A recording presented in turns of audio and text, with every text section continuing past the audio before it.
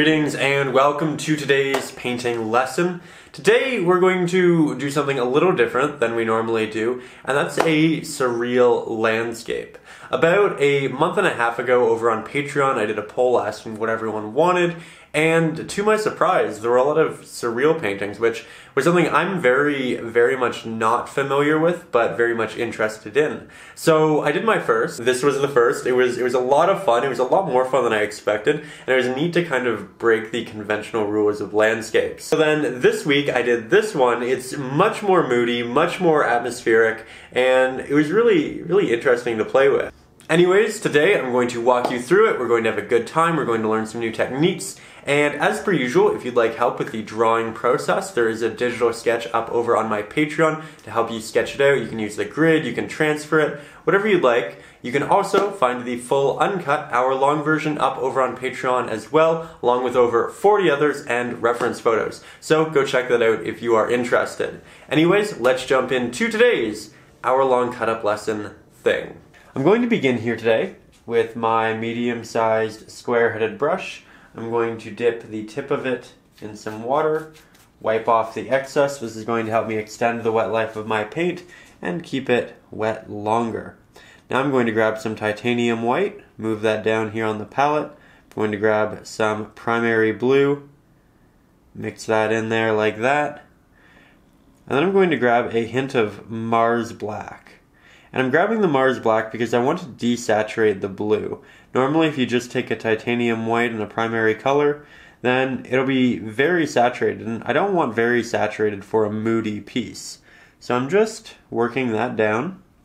Now I'm going to apply this to the top of my sky here. And in comparison to the black around it, it's looking very bright, but it isn't actually very bright. And we'll see that as we continue to add more pigments. So once I have that in, I'm going to darken the bottom of it just a little bit. So I'm going to take a little bit of Mars black, a little bit of primary blue, mix that in here. Now I'm going to throw that at the bottom here and blend that up. Going to get some more primary blue, Mars black. That's quite dark, so I'll just throw a little more titanium white. But the idea here is that we want a gradient. The bottom needs to be a little bit darker, the top needs to be a little bit brighter. Now, for the clouds, I'm going to switch over to a medium-sized round-headed brush. I like this because the edges are soft and I don't get any hard lines or edges on the canvas, so it's great for things like clouds, mist, things of that nature. Now, I wet it like I do all of my brushes. I'm going to grab some of my titanium white, some primary blue, some Mars black, and I'm going to create a nice desaturated blue that's a little bit darker than this. And this will be great for the edges of my clouds. So I'm going to come in here, and I'm going to work my brush in these circular strokes. You notice it's not a brush stroke that goes horizontal or vertically, it's always moving in these little circles, and that way I get this very natural cloud edge shape. Just like that.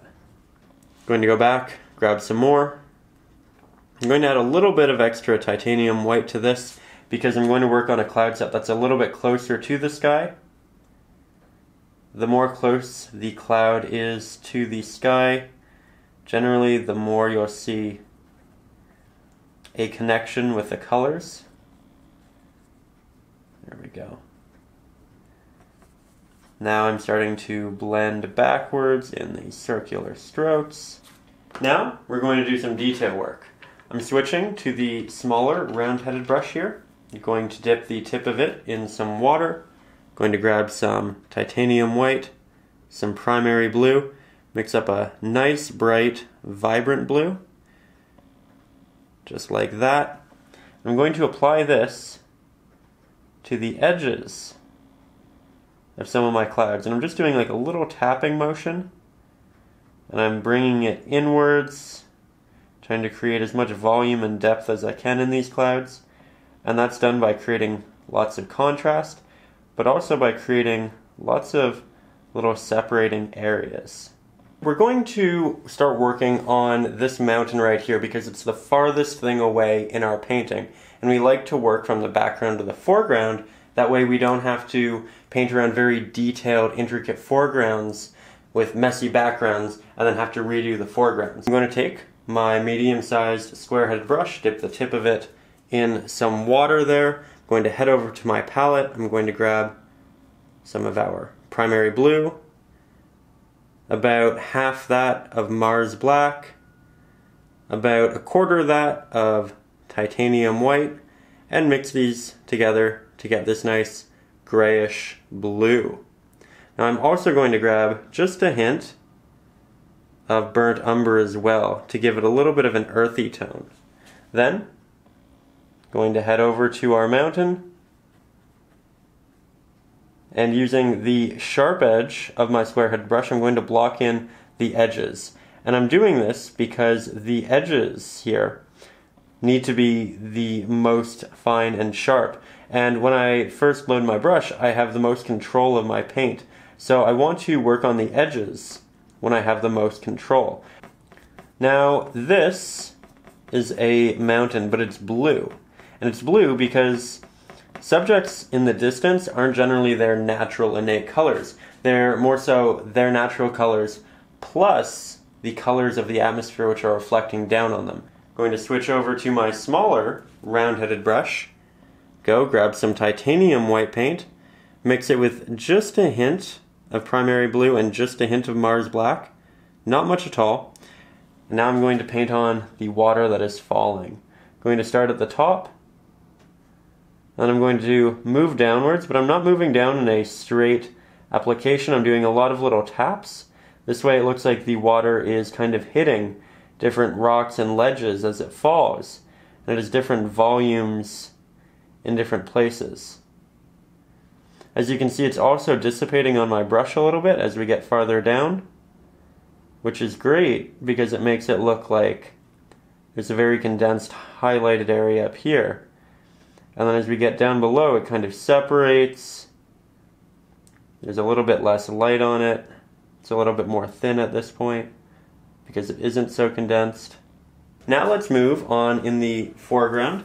So this is the farthest mountain. This is the second farthest mountain. This one's in front of it. So we're going to work on this one next. That way we don't have to worry about painting over anything with detail. I'm going to head back over to my palette. And now we're going to mix a similar color to that, but this time it's going to have more brown. So we'll get some blue, some black, a little bit of titanium white, and this time a good amount of burnt umber. We're slowly incorporating it. There we go. And yet again, I'm starting on the edge.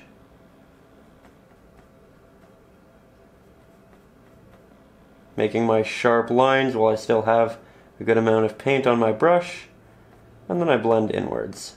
Now I'm going to take my smaller round-headed brush, dip the tip of it in some water, head over to my palette, grab a good amount of titanium white, a hint of primary blue, and a hint of Mars Black. And with this we're going to make mist for all of our waterfalls. I'm going to grab a little bit more water. You want this mixture to be quite transparent and see-through. So with this, I'm going to go down to the bottom of one of my waterfalls, and I'm going to make these little round strokes here. And as you can see, that really shows up. There's a lot of highlight there, more so than I want. I want it to be transparent. So I just took all of that paint off my brush, I added some water to it, and now I'm going to move it about. I'm going to have it kind of coming up and be wispy. Going to give it some motion like it might be crashing. Now I'm going to switch back to my medium-sized square-headed brush, dip the tip of it in some water, and now we're going to paint the water in the background. So I'm going to start with some primary blue. I'm going to add about half that in Mars Black to make sure that it's nice and dark. I'm going to grab about a quarter of that in titanium white. And I'm going to have this nice desaturated dark blue. And now I'm going to use this brush to create a nice sharp line right here, and then I'm going to blend it forward a little bit. Then I'm going to switch over to my smaller square-headed brush because I want some detail work for the highlight. I'm just going to grab some titanium white, mix that into what we had. I'm going to go to the edge here. The light might be coming down. Go to the edge of this mountain because the mountain will be covering a lot of it. And I'll just apply this to the top and then have it kind of come forward here. Now we're going to work on moving to the middle ground and foreground. We've dealt with the background, and again we worked background to foreground. So we worked on the sky, it's the farthest thing away. Then we worked on the clouds, which are the next farthest thing away. Then that mountain, then the waterfall on top of it. That one, the waterfall is on top.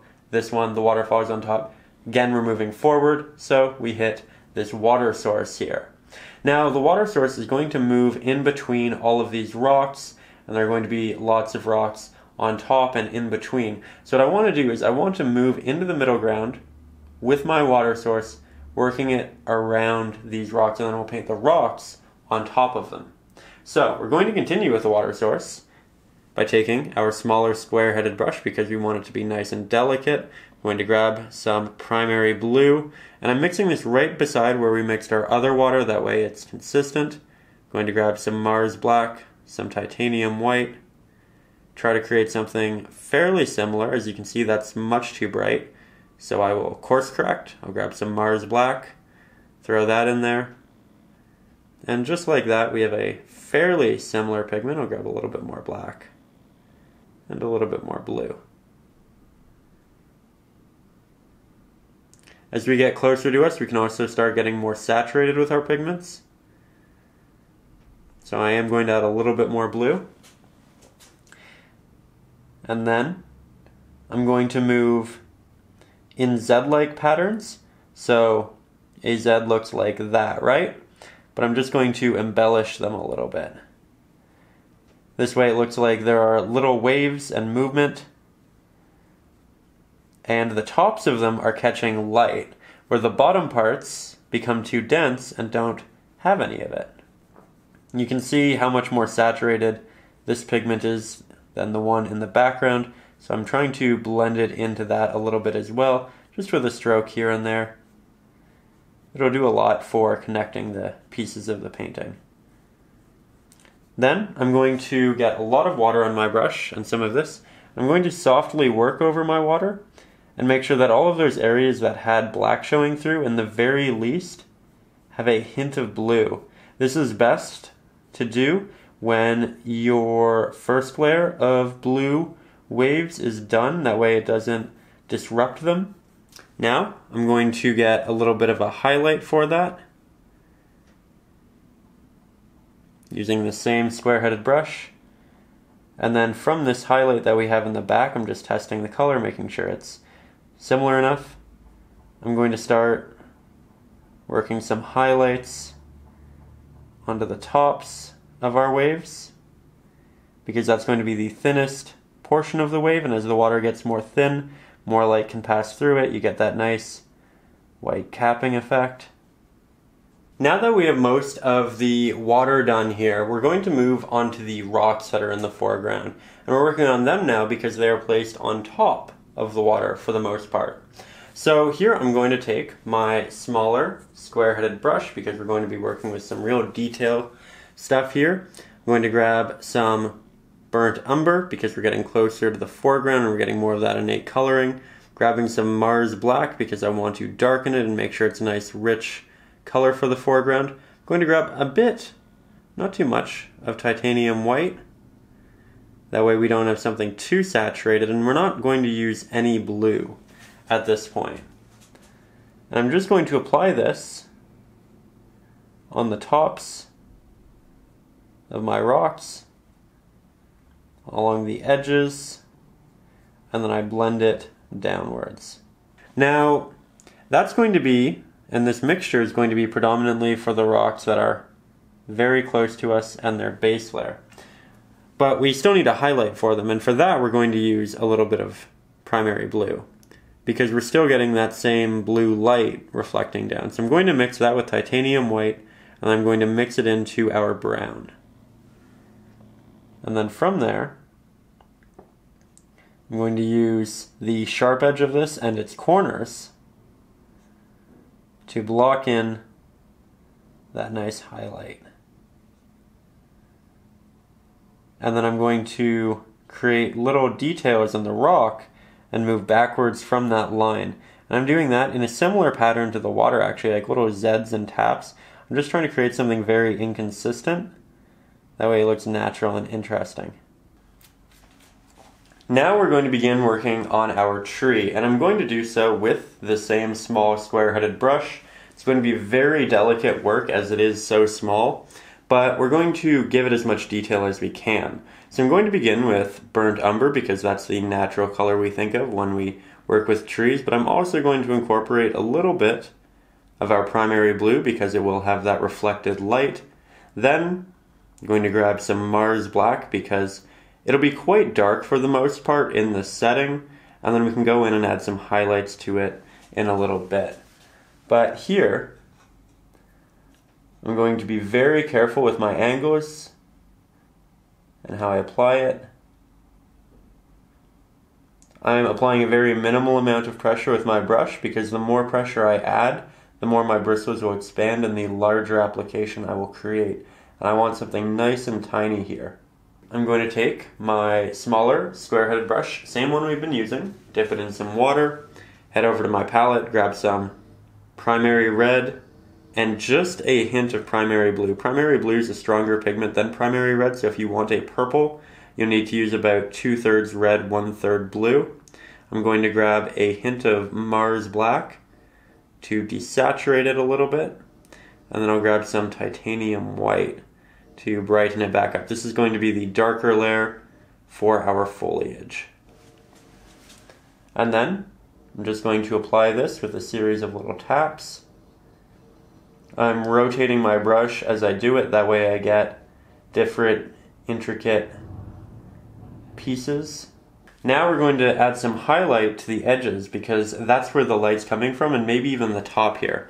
So now we're going to take some primary red and mix that in with the color we were just using. That way it's a little bit more red, a little bit more pink. Grab about half that in titanium white. And here we have a nice middle of the road pink color. But when we apply it to the canvas, it'll be a little bit darker because it'll be working on top of dark layers. So I'm counting on that. But I'm working it now along the edges of my tree. Here you can actually see these highlights. The last application kind of got lost in the similar values underneath, which is again what we wanted because it'll make it look nice and cohesive. Now I'm going to head back to my palette, create a slightly lighter pink, a bit more saturation, and I'm mixing it on top of my previous application so I can see it in comparison to what it'll look like on that. And I'm just going to add this highlight on top again. Generally I add stars at the start of a painting, but I didn't think this would be a painting that would really be aided by stars. But looking at it now, with the pink tree, I think it could be really nice. So I'm just going to use some green tape, like this. I'm going to take my smaller round-headed brush, going to dip the tip of it in that, grab a hint of titanium white, grab some extra water, work that in until it's about a liquid, very much like working with watercolor. Going to grab a little bit more water, wipe off my brush, that way it's fairly clean, and then I'm going to grab a smaller amount of this liquid paint. From there, I'm going to put my brush in front of my canvas, peel back my bristles, and launch hundreds of little speckles at the painting. And now that we have our stars, we can do our big reveal and see the painting anew. Hey there, it's Ryan O'Rourke. I truly hope you enjoyed today's little extra video. It was essentially a cut-up version of one of the many hour-long lessons which we offer over on patreon.com. Over there you'll also find digital sketches of the 10-minute painting lessons, digital sketches of these hour-long painting lessons, and a bunch of reference photos as well. So if any of that interests you, or if you just want to support the channel, go over there and check it out. It is a pleasure to make these long form videos, and I love to share them with all of you. So thank you so much for watching. I will see you next Saturday with a new video, and above all, as always, stay creative.